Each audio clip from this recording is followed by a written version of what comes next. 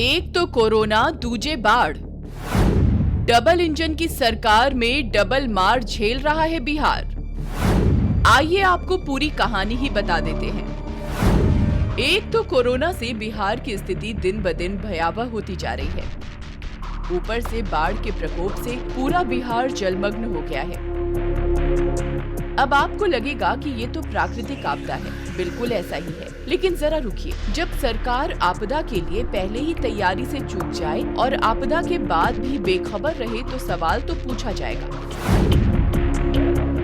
आइए जरा ठीक ठीक समझ लेते हैं, कंफ्यूजन क्लियर हो जाएगा। तो बात ये है कि राज्य स्वास्थ्य विभाग की रिपोर्ट के अनुसार अन्य राज्यों के मुकाबले बिहार में सबसे कम कोरोना टेस्टिंग की दर है, यानी 2005 टेस्टिंग प्रति 10 लाख। अब जब टेस्टिंग ही कम है तो संक्रमण दर भी कम आएगा। बिहार के बाकी मरीजों को मूलभूत सुविधाएं तक नहीं है। इधर नीतीश कुमार ने एकमात्र कोरोना पॉजिटिव अपनी भतीजी के लिए खुद के आवास को हाईटेक हॉस्पिटल बना दिया।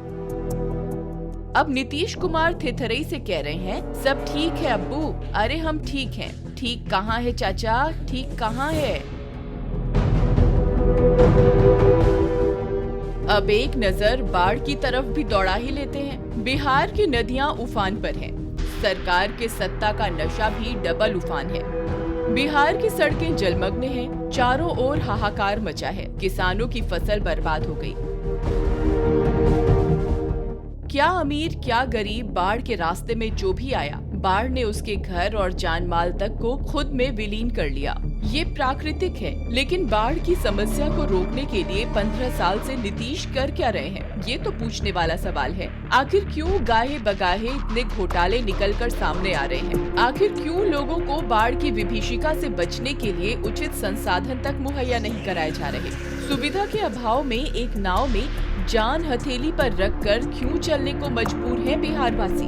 15 साल से यही मंजर क्यों देखने को विवश है बिहार? समूचा बिहार अब भगवान भरोसे है, लेकिन आगामी चुनाव में नीतीश कुमार जनता के भरोसे है।